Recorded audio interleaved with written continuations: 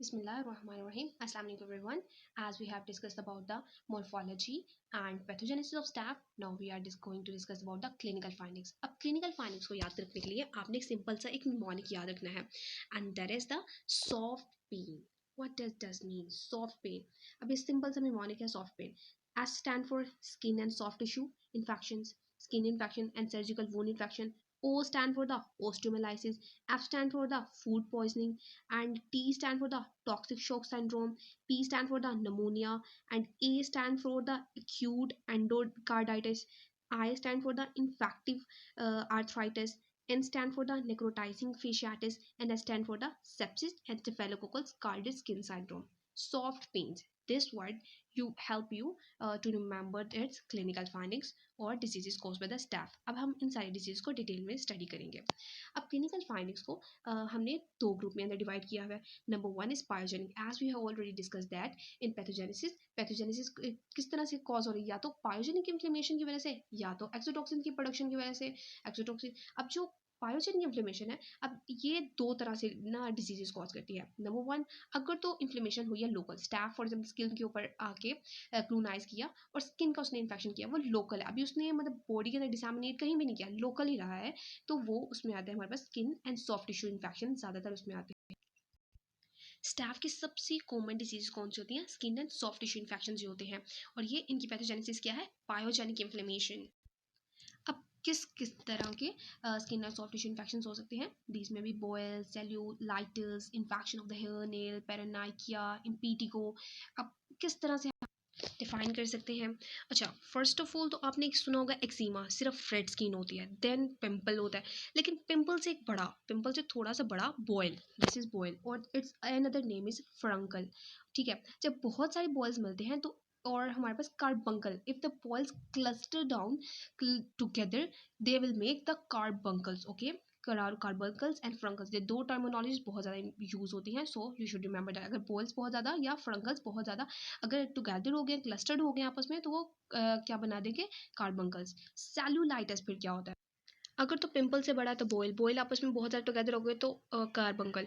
लेकिन अगर infection subcutaneous मतलब मेम्ब्रेन तक चला गया, एपिडर्मिस के सबक्यूटेनियस एपिडर्मिस तक चला गया, then this will be the cellulitis. Okay, तब स्टाफ क्या और भी कॉज करता है? हेयर सेल, फॉलिकल्स के भी कर सकता है इन्फेक्शन, या फिर ये डिफ्यूज स्किन इन्फेक्शन भी कॉज करता है, विच इज़ कॉल्ड इम्पीटिगो. ये हनीकॉम लाइक होता है. पेरोनाइकिया यानी कि नेल्स का इन्फेक्शन कॉज कर सकता है. और भी इन्फेक्शन होते हैं like mastitis, which is the postpartum breast infection. और हमने पीछे डिस्कस किया था ज़्यादा skin and soft tissue infection किसकी वजह से होते हैं? पीवी, ल्यूकोसिडिन और Panton Valentine leukocidin, as you can see here. अच्छा, मैंने अब आपको सारी डिफाइन कर दी, सारी टर्मिनोलॉजीज. अब आपने इसमें से डिटेक्ट करना है कि कौन सा इम्पीटिगो है, कौन सा कार्बंकल, फ्रंकल, सेल्यूलाइटिस कौन सा है. Like this will be the task for you guys. Okay, ये था अगर लोकल सीड इन्फेक्शन है.